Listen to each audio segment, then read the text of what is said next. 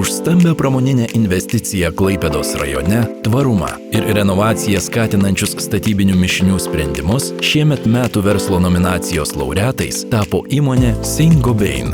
8,5 milijono eurų investavusi šių metų kovo mėnesį, sausų statybinių mišinių gamyklą Gargžduose atidariusios įmonės veiklos direktorius Simonas Masalskas džiaugiasi apdovanojimu ir sako, kad Klaipėdos rajone kurti verslą verta.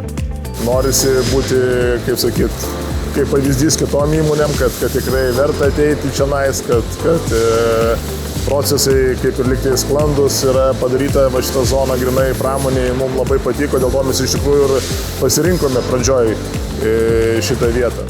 Gargžduose įsikurti paskatino ir tai, kad aplink juos daug smėlio, o taip pat ir netoliese esantis uostas, kuriame cemento terminalas, leidžiantis lengvai gaminti mišinius. Norą įsikurti mūsų rajone paskatino ir tvarumo siekis. Įmonė, siekdama sumažinti transporto srautus bei CO2 emisiją, nusprendė statyti gamyklą arčiau uosto, taip sutrumpindama logistikos liniją. Tvarumas užkoduotas ir pačioje įmonės veikloje. Vienas iš pirmųjų dalykų, tai aišku, kaip įmanoma mūsų produkciją sumažinti cemento kiekį, nes, kaip žinia, cementą pagaminti yra labai netvaru. Vienas momentas, ką mes jau padarėme savo regione, sakysim, Suomijoje pastatėme gamyklą, netoli metalurgijos gamyklos ir jų, kaip čia pasakyti, šiukšlės, kurios lieka po gamybos, mes jas perdarom į grubiai pasakyti aliuminatinį cementą ir naudojame vietoj iš pagaminto cemento. Taip kad kol kas tos medžiagos cemento pakaitalas bus Suomijos rinkai, bet ateityje, aišku, mes ir savo regionui ir ko gero ir Lietuvą jau turėsime tokį cementą. Ne cementą pavadinsim, cemento pakaitalą. Šiemet gamyklą atidariusi įmonė noriai įsilieja ir į rajono gyvenimą, bei tikisi tapti bendruomenės dalimi.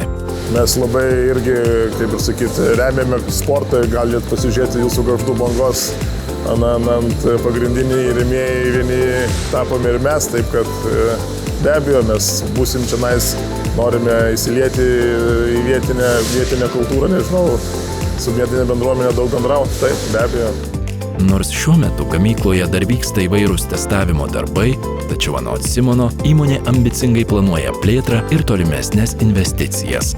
Čia šitoje vietoje yra numatyta dar viena linija, jinai būtų truputėlį kitokia, ne sausų statybinių medžiagų, o šlapių procesų gamyba, bet jo, truputėlį reikia luktelt, reikia kol įsivažiuos pilnai šita gamykla ir yra numatyta, čia yra padarytas projektas jau.